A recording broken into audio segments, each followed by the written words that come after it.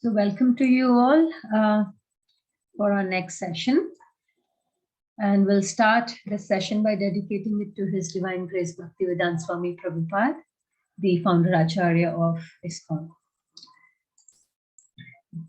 So we are continuing this chapter 2. And now we are, like we know that chapter 2 has 72 verses. It is one of the biggest one within the Bhagavad Gita. And within this chapter, we have covered the first 4 topics completely now. Yeah. And now we are stepping, we have stepped into already the last topic, last section, which is Sthita Prajna, right? And we did, undergo last week 2 questions of these. So just a quick background, or a recap as what we did last time.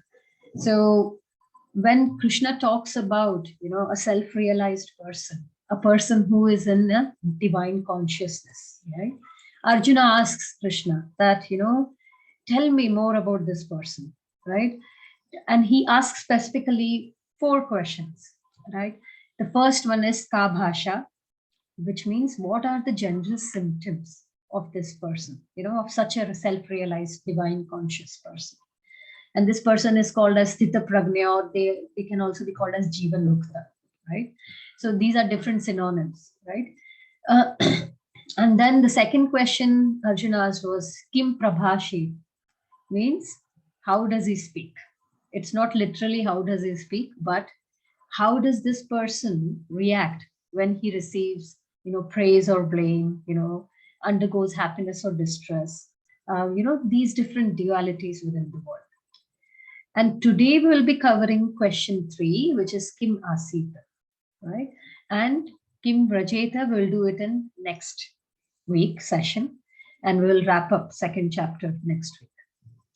So when we saw about Ka Bhasha, what are the general symptoms? We learned that Krishna highlights, answering to Arjuna, that there are 2 main symptoms Krishna highlights of a Sthita Prajna, right? And what are those? First one was that this person is free from material desires, right? So, and this person is self-satisfied, right? And we saw how, what we mean by self-realization, right? Self-satisfied and self-alone. We took the example of Bhaktivinoda Thakur as well and gave the background, right? As how, he is a perfect example for Sthita Prajna, because, he had a balanced, he was having a very good status, right? When it comes to work, he was a district magistrate that time. In parallel, how he balanced, the spiritual life, right, along with the professional. And then we learned about Kim Prabhasheta. How does he react, right? And we saw that this person, Krishna highlights that he is not disturbed, when there are these threefold mysteries, when they come across these threefold mysteries. They take happiness or distress, happiness as mercy of Krishna, and distress because of our past karma. And still, even in that distress, situation, the person thinks, the devotee thinks that, it is actually, I deserved much more based on my past karmas. But Krishna has been so merciful that he has, helped me just by getting away with a minor thing. What we learned about accident versus just a scratch. Right? So, and this person, Kim Prabhasheta, Krishna also highlighted that this Sthita Prajna person is free from 3 things. One is attachment, fear, and anger. All these 3. That's why they have a steady mind, right? So they are. Now we will move to the third question, which is Kim Asita. And yeah, the shloka for this goes like this. So, Yadha samharate chayam kurvo dantiva sarvashah Indriyani indriyatmyastasya prajna pratishtha. So, Biswaji, will you be able to read it? Sure, Mataji. Hare Krishna. One who is able to withdraw his senses from sense objects as the tortoise draws its limbs within the cell is firmly fixed in perfect consciousness. Bhagavad Gita 2.58. Thank you. So, last week, one of the important concepts we learned in 2.55 shloka was that we saw how a devotee, how we can channelize, a devotee channelizes, right? And his mind, right? The consciousness towards the spiritual, to develop that spiritual intelligence, right? So a devotee withdraws from external world and devotee rejoices internally, right? Now, in this verse, Krishna is explaining how a devotee withdraws from external sense objects, right?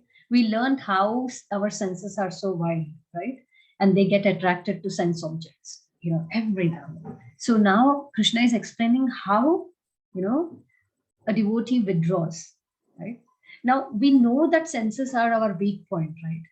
Those 9 sessions which we had, the initial introductory 9 sessions, if you remember that cycle where it all starts with contemplation, today we are going to cover that. It comes in second chapter, and we already have an idea from those 9 sessions that our senses are our weakest points, right? We get trapped.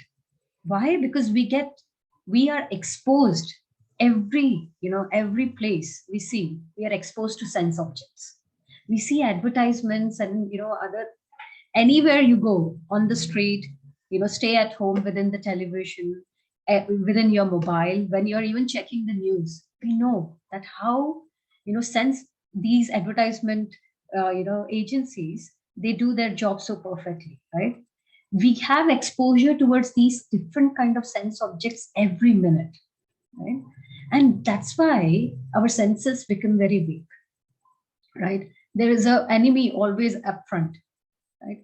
So we need to always guard, right?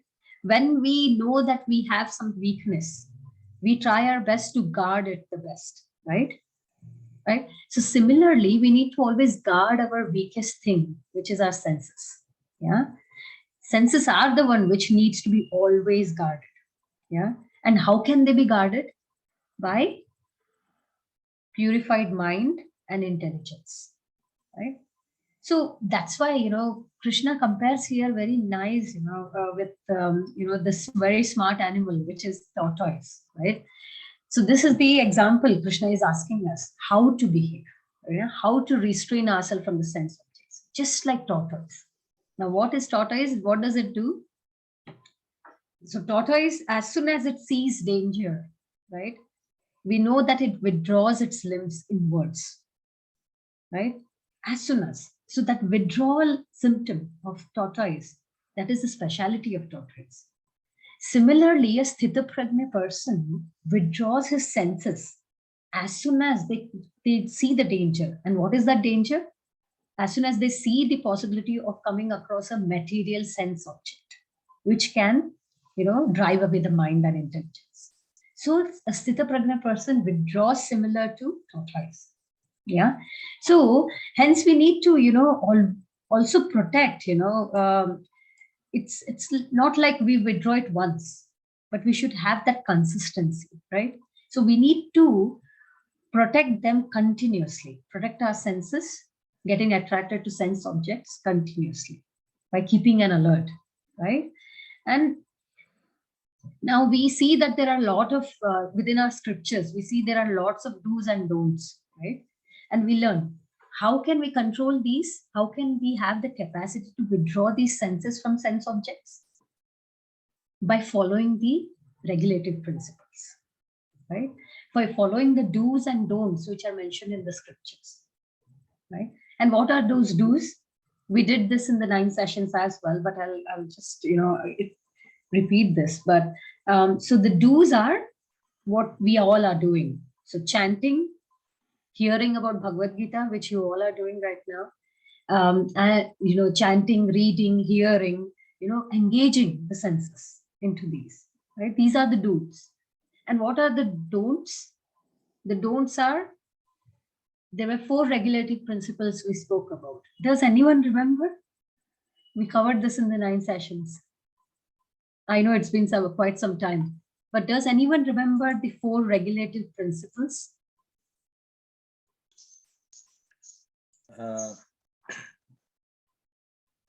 No intoxication. Yes. No illicit sex. No eating onion and garlic. Yes. So it is right closer to that. So it is no meat eating, and no intoxication, no gambling, and no illicit relationship. And when we talk about, just highlighting, because onion and garlic came in here. So we are, when we are talking about meat eating, it includes, onion, garlic, mushrooms, eggs, all of this. Okay. And when we talk about intoxication, it's not just, the higher end of the intoxication, even as much as the caffeine drinks, tea and coffee also fall under that category. So, and that's why we say that, when we are not, it's not about being vegetarians, right? Prabhupada said that monkeys are also vegetarians. As big as, as an elephant is also an, vegetarian. So we as devotees should be prashaditarians, right? We have to offer food and, honor that prasad. So these are the 4 regulative principles, right? So if we follow these, again, the cycle, what we learned before, as we follow these regulative principles, what happens? Our mind starts getting purified, and that's how, that we start looking inwards, like we learned from the last class. So the mind, the consciousness is it's rooted inwards, and through guru, sadhu and shastra, through this triangle, it helps us to develop the transcendental intelligence, right? And that transcendental intelligence, purifies our mind, which helps in turn to control our senses. So it's like a chain, right? So that's why, as per our scriptures, following that do's and don'ts, it's the starting step for us, to be able to reach a place where, we are able to control our senses. And we'll learn this. Today, it's, main subject is the same, controlling the senses and what it results if it is not. Yeah. So in the purport, Prabhupada has given a very nice example, one more example. So would Hari Krishna ji, will you be able to read it?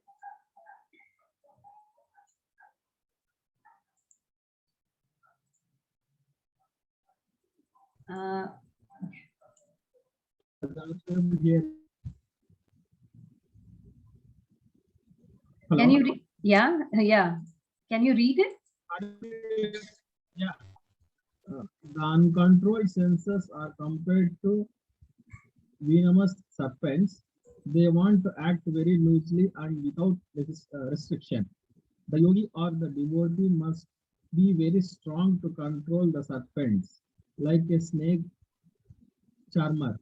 He never allows them to act independently. Right.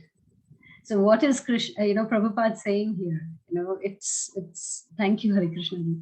So it is like, what is he comparing the senses with? With serpent, right? It's so difficult to control the serpent, right? They wander anywhere and everywhere without restriction. They don't want to be restricted, right? And what should we be? How should we control our senses? Just like the snake charmer, we should have, that much control so that we can regulate, the senses, yeah, and not allowing them to act independently. If the snake charmer allows the snake to go independent, then we know what kind of a disaster it can be, right? So similarly, we have to positively engage our senses. And where can we engage it? Into the spiritual objects. We also saw in last class some of the external spiritual objects, and we'll see it again today. Yeah. So we have to start looking, like I said, inwards, right? Towards the Guru, Sadhu, and Shastra. And that will help us to purify the mind, which can help in controlling our senses. Okay. So we have to always be alert like a snake charmer, right? Because senses can roam anywhere and everywhere, right? And what is it which drives us, drives our senses here and there? They are so volatile, right? Why? Our desires, right?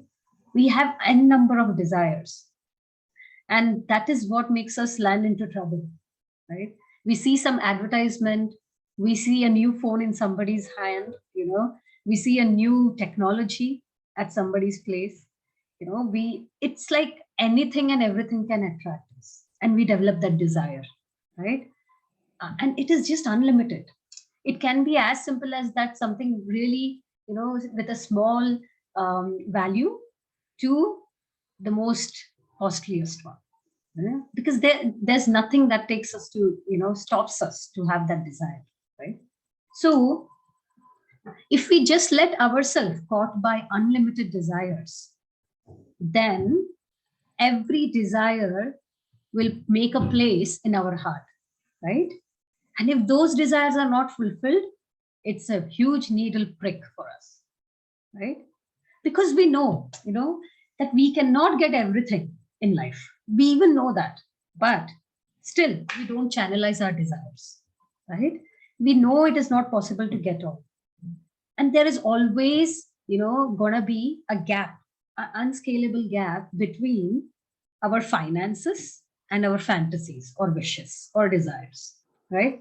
There can never be a place, we can never reach a time point. If we sit down and really think about it, we can never reach a time point where our fantasies can be equal to our finances and all our desires can be fulfilled. There will always be a gap, right?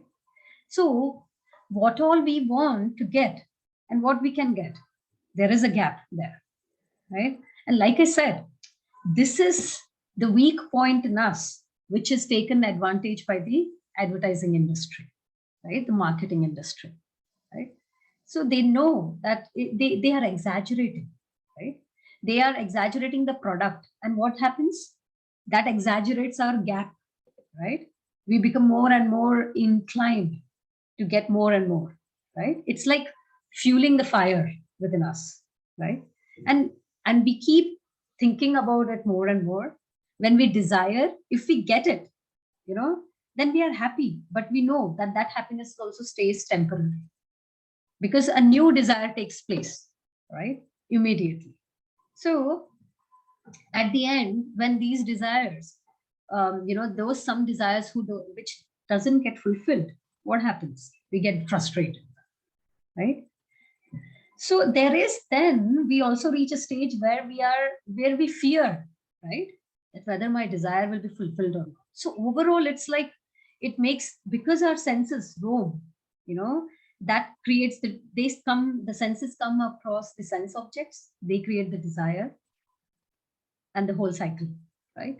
So that's why it is so important that we be more cautious, have controlled desire and channelize those desires in the right place. It's very important. I'm sure we all instruct the same to our kids, right? To our family. But when we deep dive, we find ourselves in the same position, right? So therefore, what should we actually, when we are talking about don't engage the senses, into material objects, then where should we engage them is the question, right? So this is where we should. So we should engage our senses into the external spiritual objects, right? Because this gives you, when you start channelizing these, you will see that you, rather than desires, uncontrolled desires and frustration, it causes you slowly, stepwise, a contentment, right? A satisfaction, right?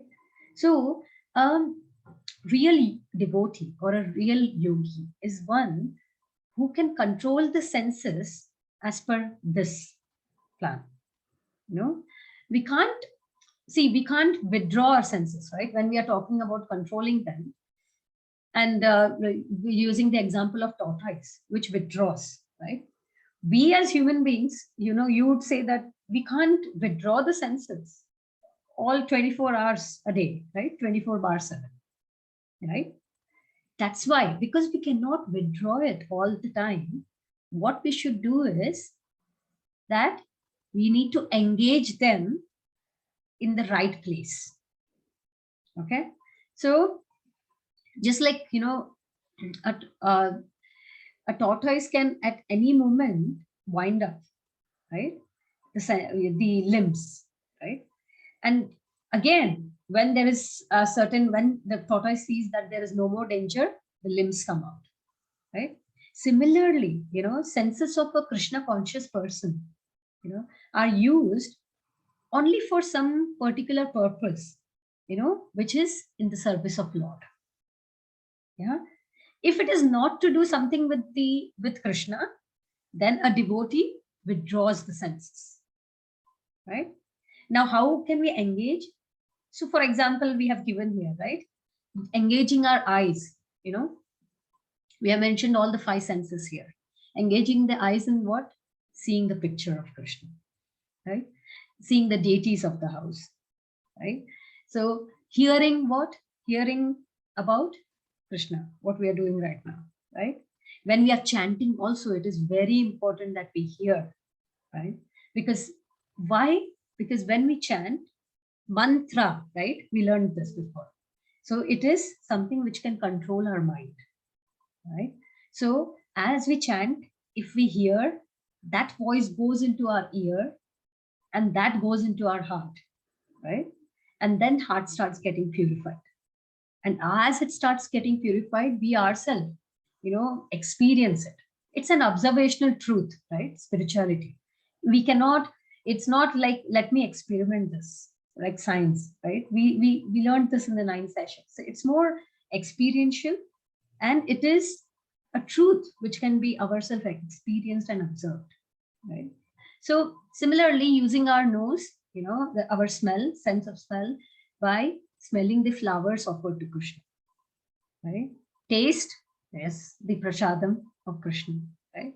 And similarly, touch, touching our chanting beads or Bhagavad Gita, Bhagavatam, right? So just like tortoise, a devotee knows when to withdraw the senses when they see the material objects, and when to extend again the senses, right? When to extend the limbs.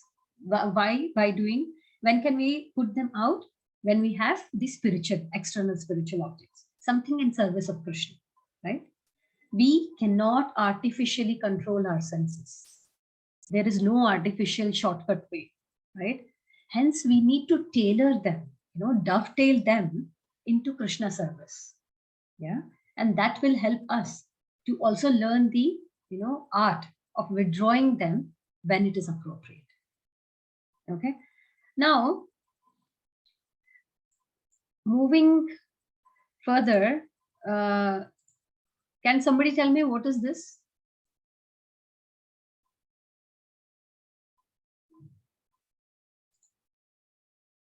It's not that difficult.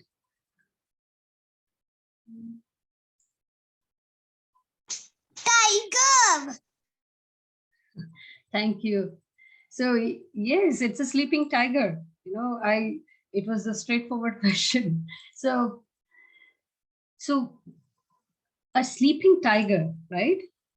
Should we disturb or kindle a sleeping tiger? I'm sure you all will say no, right? We should never try to kindle a sleeping tiger, right? So similarly, we should never expose ourselves to sense objects thinking that, okay, I have now become, pretty established and able to control my senses. So let me expose, anything comes forward, I will not get bewildered. Never think that desire within us has died. Don't pinch, like don't make that sleeping tiger awake, right? Don't expose yourself unnecessarily to the sense objects thinking that I am now a self-controlled person. Don't be overconfident. Otherwise, we are going to again fall in trap, right? So yes, controlling our senses, rooting them or dovetailing them to, spiritual objects, that should be our aim, right? And withdrawing them when, we see there's a alert or there's a danger of us falling. But that should, if we are, getting successful, getting progress in this, we should also make sure that we should not become complacent, right? We should not think that I am all set now, nothing can affect me. No, that is not going to be the case. So we have to, consistently, we have to keep working on it and don't get overconfident on it. Okay. So now how can we, how can we not let ourselves fall into that trap? This shloka is, very important. So it is Vishaya vinivartante niharasya dehinah rasavarjam raso apiyasya param drishtva nivartate. So Jyoti ji, will you be able to read it? Yeah, Hare Krishna, sure. Though the embodied soul may be restricted from sense enjoyment, the taste for sense object remains. But ceasing such engagement by experiencing a higher taste, he is fixed in consciousness. Bhagavad Gita 2.59. Thank you. Thank you. So we see this practically, what is Krishna saying? We are able to seize ourselves, control, how? By experiencing a higher taste, right? It's like when a child is engaging its senses into something not right, something like maybe mobile, right? Now, how can you, if you just take away the mobile, it frustrates the child, right? But if you ask them to continue doing it, that is also not true, right? So how would the child, what is the best approach to have the child off the mobile? To give him something more with a higher taste, right? Give him something more better, right? Which can divert that person, right? So it's about diverting the child into a better aspect. So similarly, the process of restriction for us, it's like this whole process of restriction of sense and enjoyment, which we are talking here about, by following rules and regulations, is something like also restricting a deceased person from certain type of eatable, right? Now there is a diabetic person, right? And we are restricting that diabetic person not to eat sweets, right? Now, from a patient's perspective, the patient will neither like the restriction, but nor the patient would lose that taste of that eatable, right? That desire, that taste would always be there. So similarly, but one who has tasted this higher taste, what we are referring here, param drishtva nivartate, higher taste of what? Of Krishna consciousness, right? One who has, who has tasted the beauty of Krishna, in course of his advancement towards in Krishna consciousness, they no longer have the taste for these material stuff. When we say higher taste, it's just not food, right? It's experiencing, something higher than this material platform, right?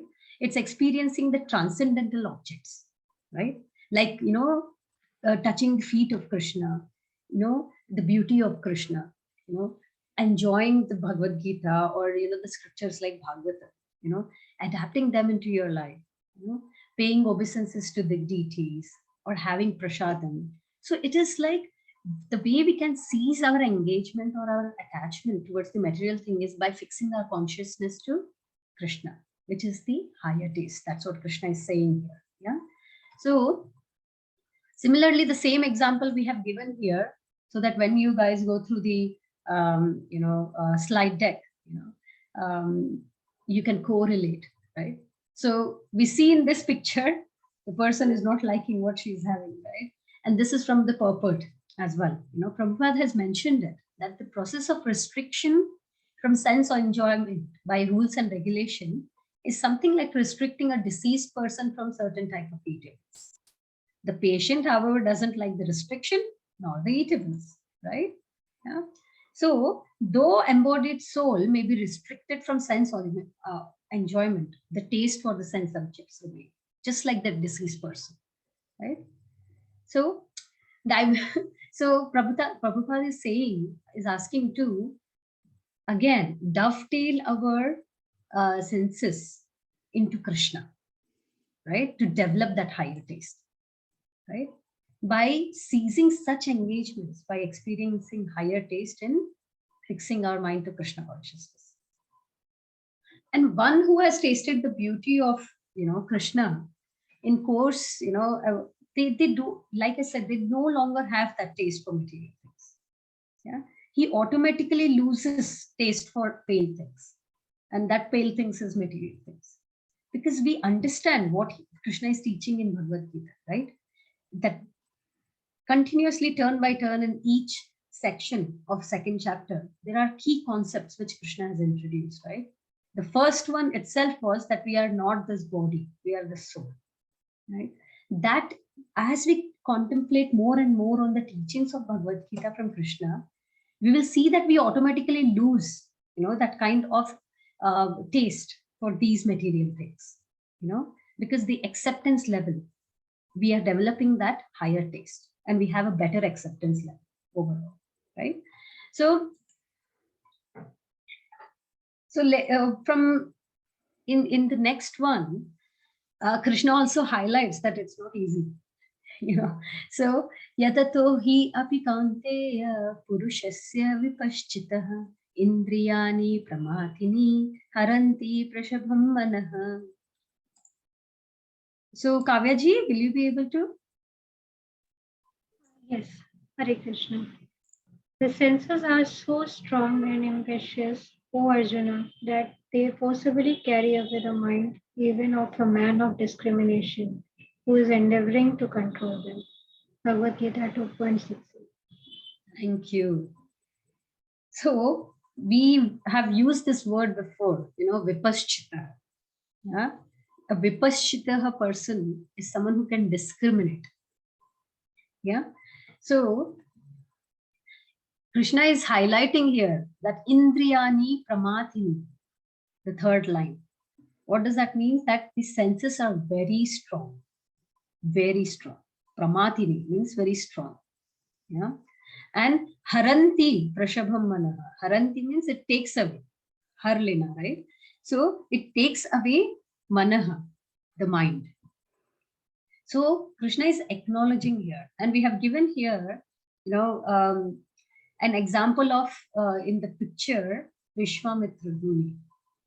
So there are many learned sages, philosophers, who try to conquer the senses, right? But in spite of their endeavors, continuous endeavors, even the greatest one, Vishwamitra, was a very great, philosopher and a sage, right?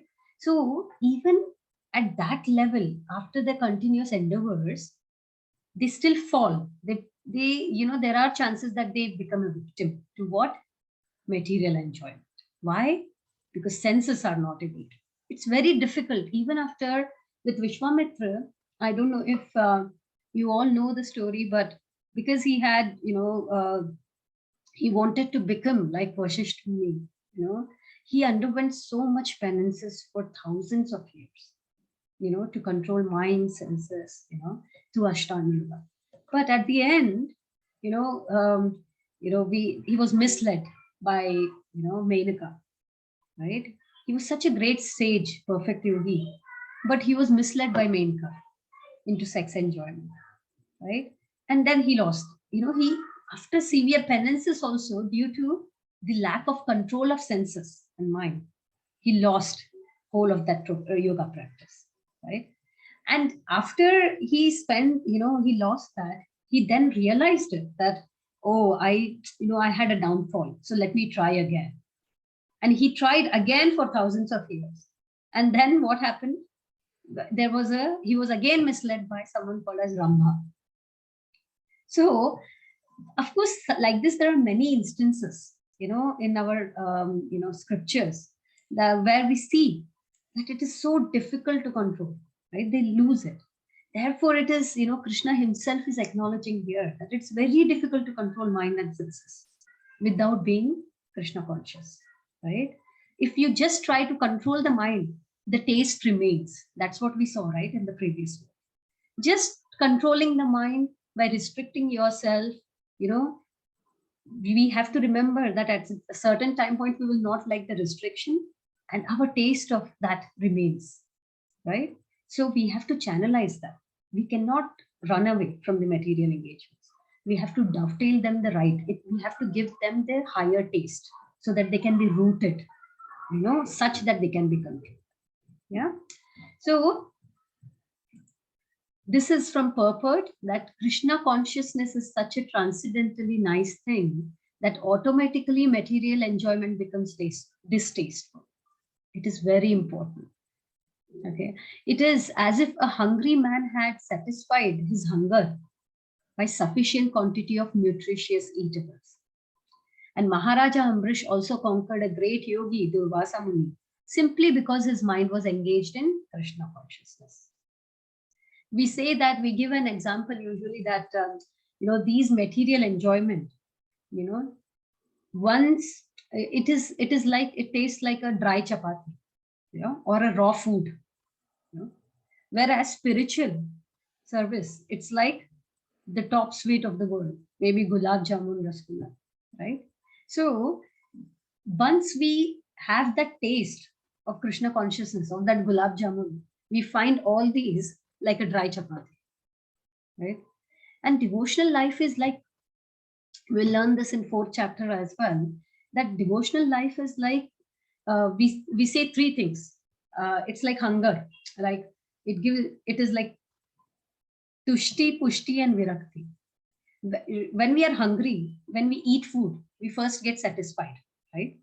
And after we get satisfied, which is tushti, we get nourished. Yeah. And then there is virakti. We don't need anymore, right? Similarly, devotional life, it gives us that tushti initially, a satisfaction. And pushti, which is nourishment. It nourishes, the soul gets nourished, which is the main thing. And virakti from what? Detachment from the material world. So it's a stepwise process,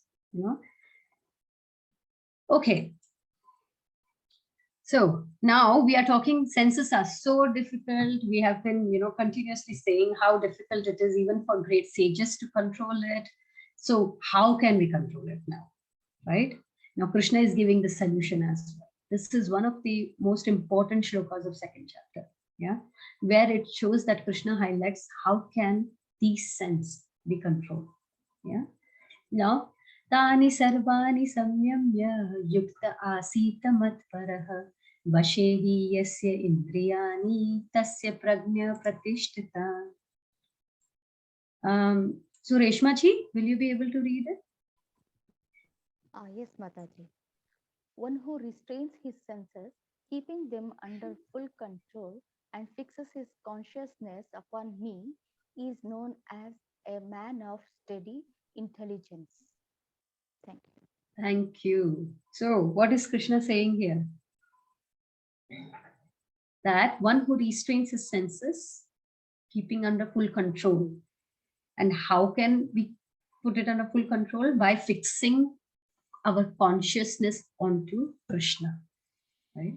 The word here in the 2nd line, we see Tani Sarvani Samyami Yukta Asita Matparaha. This Matparaha word is very important. It's very significant. And today we'll see 2 examples of such Matparaha devotee. Matparaha means what? Completely fixing, his consciousness upon Krishna, surrender, right? So how can one become Matparaha? But I will share a couple of examples, like Maharaja Ambrish. I don't know if you know this, about Maharaja Ambrish story, but I'll walk through that, soon as well. So I have just, we have split this shloka because it is so important into separate, each line. So tani sarvani samyamya. What does this mean? Control. So Krishna is saying control your senses, right? Yeah. Yukta asita matparaha. Yukta means engaging. Okay, you will see this word quite a lot in the shlokas of Bhagavad Gita. So yukta asita matparaha, right? Means engaging our senses onto Krishna, matparaha, right? That is concentration. Yeah. Vashehi yasya indriyani. Vashe means we know, yeah, conquer, right? Vashehi yasya indriyani means fully conquering our senses. So having that conquest, right? Tasya pragnya pratishtha. If you control your senses by concentrating your mind, by engaging your senses onto Krishna, and by fully conquering our senses, then what is the result? Tasya pragnya pratishtita means you get that compliment in the end. What is that compliment? That you become a devotee. You are able to fix your mind. You become a steady devotee, right? So this all starts from what then? What is it starting from? Controlling the senses, right?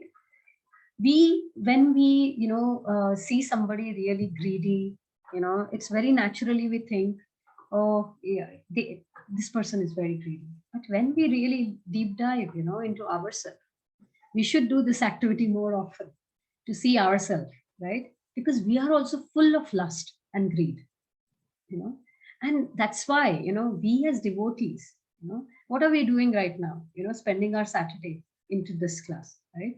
So we are trying, we are practicing, right? So we are called as sadhakas. So we have to continue our practice. We should have that steady phase where we continuously try to practice to control these senses. Well, Krishna has said himself, right, that it's not easy, but that doesn't mean that we don't do it, right? So we cannot run away from it, right? So one of the good examples also given, a great example in Purport by Prabhupada.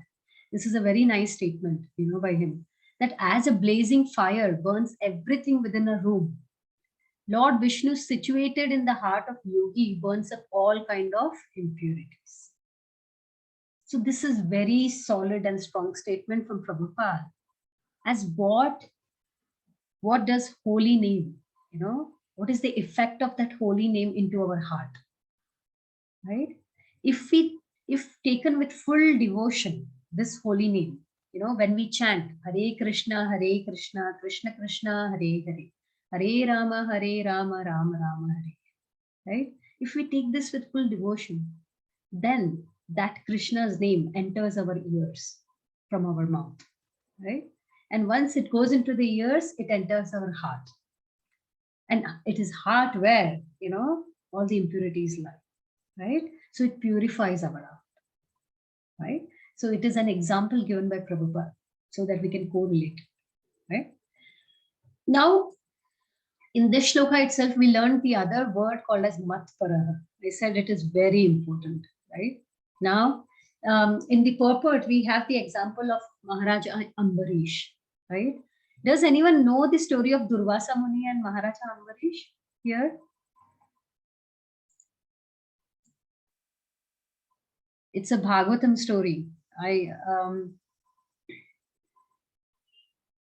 No? Okay.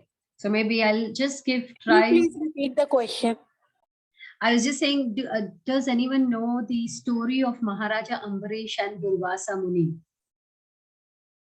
This is one of the most famous stories of Bhagavatam as well. And we have mentioned, right. I will maybe give a gist, but I would request you all to also go through the purport of this shloka, these shlokas in the Bhagavad Gita book, because that will give you a real good feeling, understanding as well. Yeah. So Maharaja Ambarish was, one of a very devotee, great devotee examples we give for a Matpara devotee, right, of the Lord. We know that Durvasa Muni is, one of the very, known sages at that time, and it was, and Maharaja Amrish, once Durvasa Muni visited Maharaja Amrish's kingdom, and it was, a fasting day, it was an Ekadashi day. And it was as per the hospitality, right? Once Durvasa Muni visited, he said that he's going to freshen up and come, and they will have the prasadam together. Now, by the time Durvasa Muni could come back, it was already the fast breaking time. When we do Ekadashi or any other fast, there's a particular fast breaking time, in the next day. And if we break, we have to break the fast within that time to get, the results of that Ekadashi, right? So Maharaja Amrish was in a fix, because it's not right to break the fast without having, his host, which is the Durvasa Muni. But he didn't want that fasting period also the fast breaking period also to be lost. So one of Maharaja Amrish's Brahmana, the sages in his kingdom, he suggested that he can maybe have a sip of water, that will be like he's breaking the fast, but at the same time not breaking it, and waiting for Durvasa Muni to have, the prasadam together. Now, while Maharaja Amrish broke his fast with a sip of water, Durvasa Muni saw that. And Durvasa Muni was one of the sages known for his anger. He was, and he really got angry. And he cursed Maharaja Amrish. And he with his powers, he had one of the demons which came out of him, who could, who was instructed to kill Maharaja Amrish straight away. Now, when we saw this demon, trying to attack Maharaja Amrish, Krishna always protects his devotees, right? And Maharaja Amrish is a Matpara devotee, right? Example. So Krishna Sudarshan, came for the rescue there, and it killed that demon immediately. And it started following next Durvasa Muni to kill Durvasa Muni. Durvasa Muni ran everywhere. He went to Lord Shiva. Then Lord Shiva said, only Lord Vishnu can help you. Then he went to Lord Brahma. Brahma said the same thing. And when he went to Lord Vishnu's abode, Lord Vishnu said that, he did a grave, mistake by, troubling his devotee. So it's only the devotee, if Maharaja Amrish is the person, he needs to go and ask for forgiveness. And if Maharaja Amrish, forgives, then Krishna would forgive. So at the end, the Vasa Muni, really bowed down and asked for forgiveness from Maharaja Amrish. So this shows when the demon was, when Maharaja Amrish was being attacked by the demon, he wasn't worried at all, no matter what. He is a Matpara devotee. Why? Because he had that complete faith, that Krishna will be there to protect, right? And whatever happens is by the mercy of him, right? So why Maharaja Amrish is known as a Matpara also? Because he engaged all his senses. We have mentioned here, something like mind. He even after being a king, we think we are so busy in day-to-day life that we cannot spend time on spiritual things. Can we imagine, someone like Maharaja Yudhishthir, Maharaja Amrish, they had the whole kingdom to take care of. Still, Maharaja Janak also, we will have many such examples where even after being so busy, they still, they were fully surrendered to Krishna. So Maharaja Amrish, we see that his mind, always was concentrating on the lotus feet of Krishna. Words, he used to talk about Krishna, right? Describing the abode. Then hands, he used to clean the temple himself, right? Being a king, right? Utilizing each of our senses in the service of Krishna. That is what a Matpara devotee is. Yeah, that person is fit to become a Matpara devotee. Right? Eyes seeing the form of the Lord, body touching the devotees' lotus feet, nostrils smelling the flowers offered to Krishna, tongue tasting the tulsi leaves offered to Krishna, tasting the prasadam of Krishna, legs traveling to holy places. Even at home, we can do that, right? Walking towards our temple, right? And then head offering obeisances, the amount of times we can, and desires, fulfilling the desires of the Lord, not the self. Again, the circle here is desires have dovetailed to Krishna. Yeah, the desire that I should, do my devotional service more nicely, right?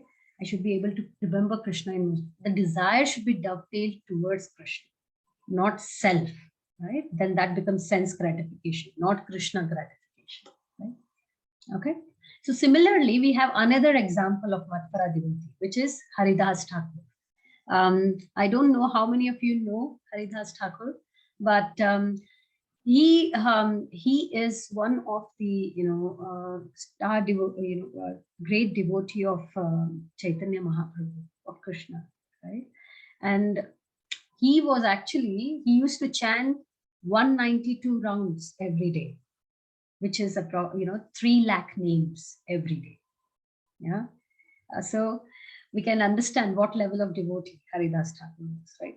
And just a background that he was actually born in a Muslim family. And when the Muslims got to know that he's a Muslim, and still, he's chanting Hare Krishna, right? So he was really beaten up in 22 different marketplaces. Still, he did not give up, Then he was saved, and because of the envy nature, someone sent a prostitute to him, so that they can divert him, they can mislead him. And when the prostitute approached Haridas Thakur, he just told her that okay, I'm chanting right now, so can you please wait until I finish my chanting rounds? And we can imagine he used to chant 192 rounds in a day. So by the time he could finish his chanting, the prostitute waited, and she used to doze off to sleep. And then he used to again stand. So there was only approximately 2 hours of gap. So he used to, chant 22 hours in a day, approximately. So at the end, the prostitute waited, and she failed. So his chanting was in fact so pure that the prostitute, she heard that chanting of his, the holy name from his mouth. And he was such a pure devotee.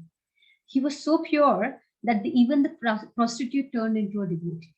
She started chanting as well, right? So Prabhupada is highlighting in purpose that how one is chanting Krishna's name constantly. He is a Matpara devotee because he has conquested. What was the last line in the last shloka? Tasya pragni pratishtita, right? And before that, so tani sarvani samyamya yukta asita Matpara vashe hi asyantayani. So he has got his senses in his vash, right? In his control, right? He has conquested them, right? So similarly, a sincere devotee of Lord, they shun off all the material enjoyment, right? Because they have a higher taste. However powerful the senses can be, Haridas Thakur did not get misled at all, right, by the prostitute there, because he had full control. And that's why we see the picture here where Chaitanya Mahaprabhu himself, takes Haridas Thakur towards his samadhi. Yeah, it's a story. So with that said, moving next, we have gone through this cycle. Now, until now, we learned that Krishna was saying, how can we control our senses, right? So he gave a solution. How can we root that? It's like a formula, right?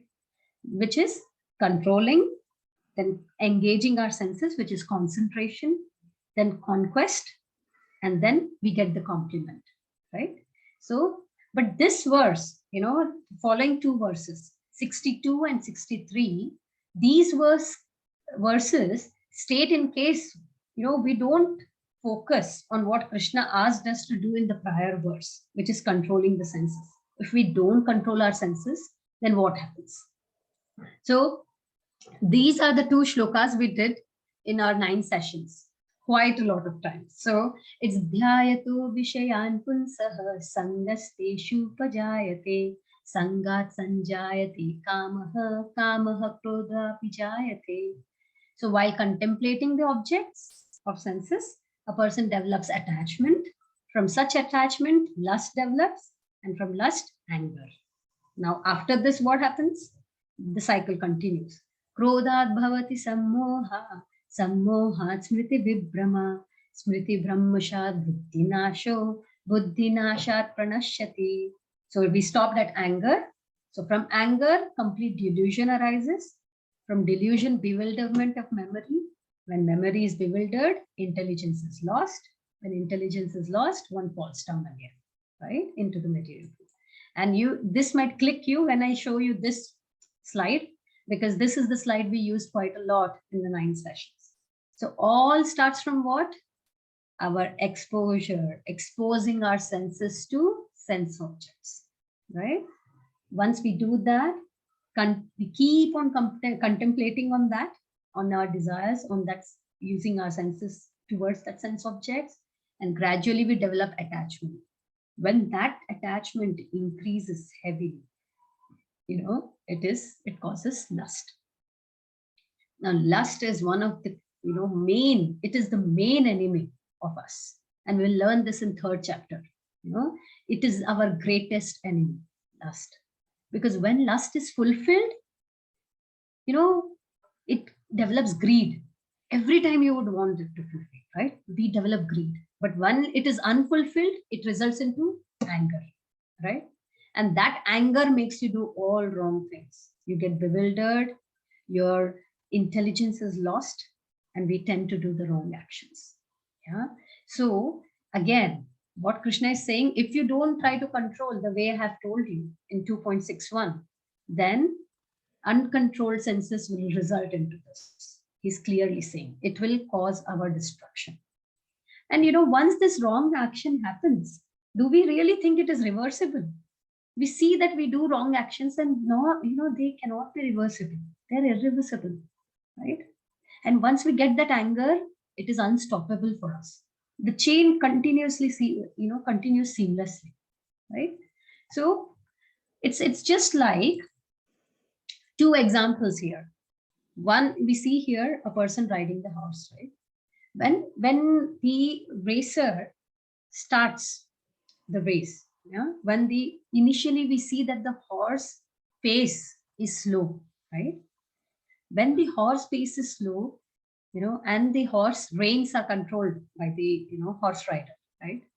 So initially when the pace is slow, the horse rider can control the horse much better, right? Much easier.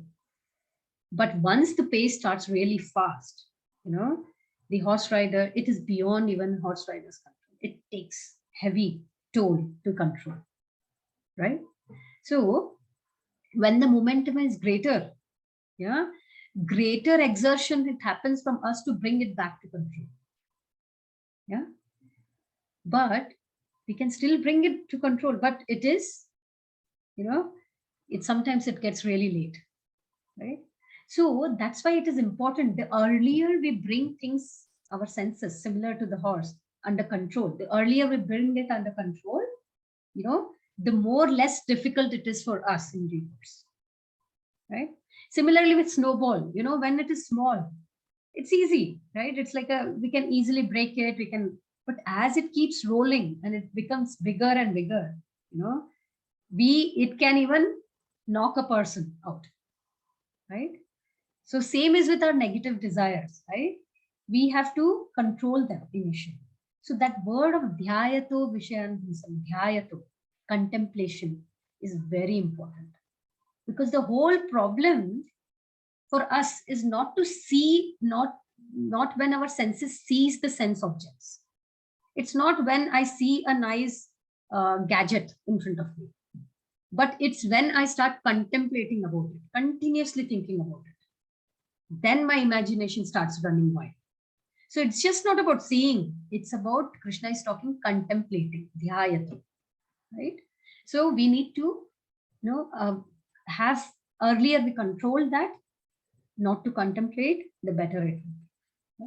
And how can we do, because the first step for us is to realize what? How can we do this? If we think that no, everything is made for me, that's not, I own everything. That's not the attitude, right? So the first step for us is to realize that everything belongs to Krishna. And Krishna says that in 5th chapter, Bhoktaram Yagna Tapasam Sarvaloka Maheshu Suradham Sarva Bhutanam Jnatva Mam Shantim Gacchati. Right? So everything, Krishna is saying, I am the person who is giving you the sunlight, the moonlight, water, fruits, vegetables, plants, oxygen, right? And this brain, which we are really proud of, right? So he's giving us everything. We are just like an instrument, right, for him. We should remember that. We should have that thankfulness, then that kind of, control within ours, but we feel valued, right? We have to give back. Then it's like when we have everything from Krishna, we develop that attitude of giving it back to Krishna, right? So just like an example of even a laptop or a cell phone, there are so many brains which are involved, right, worldwide, to come up with a new cell phone gadget, right? Now, can we even imagine if that is so complex, how much more complex can our brain be? Let the brain alone, it's about even a single cell in our body. How much more complexity can that be? And who has made this, right? It's Krishna. At least we should put effort to accept it, that we are nothing. Everything is given by Krishna, right? And if we, rather than contemplating on, let me get this new mobile phone, if we contemplate on this, on his creation, the way beautifully he has come up with, then that will help us to get purified and control our senses better, right? So that's overall on this. And I do realize so this is our last slide almost for today, wherein this is the shloka. So Ragadvesha vimuktastu vishayan indriyascharan atmavashya vidhiyatma prasadam adhigacchati. So Trupti, Kaki, will you be able to read it? Yes, Mataji. Hare Krishna. But a person free from all attachment and aversion and able to control his senses through regulative principles of freedom can obtain the complete mercy of the Lord. Bhagavad Gita 2.64. Thank you. So what is Krishna saying? That how can we control our senses? Through regulative principles. Yeah. And when we control our senses through this, we get the mercy of Krishna. Now, regulations, nobody likes regulations, right? Rules and regulations.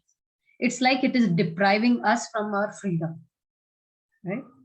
Now, it actually depends the way, again, it depends on our consciousness.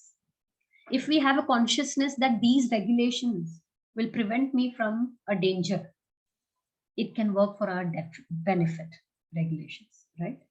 But if we have the consciousness that, this regulation is limiting me with everything, then we feel to come out of it. We don't want to follow those regulations, right? So it's our consciousness, the way we look at these regulations, either we can look at it that it is saving me from danger, or we can look at it that, it is limiting me from enjoyment, right? So we have to look at it, the right way. And that's how, by following these regulative principles, we can control our senses, right? So, and that's why, we see in our life, discipline is the most important, right? Whether it is our age of studying, age of work, age of, any phase of our life, if we are disciplined, we see that things work out, right? And that discipline, being disciplined, it is nothing but following certain rules and regulations, right? We compromise so many things, right? So these regulations actually in scriptures also, those do's and don'ts which we just learned, right? Those do's and don'ts are actually for our benefit. It might restrict us by not doing, something, but it has a greater advantage, and that restriction which we think is actually the thing which is attracting us more and more towards that material thing, making us fall down. So we have to understand that these regulations are important for us, to get a higher taste, to experience the higher goal of life. Yeah.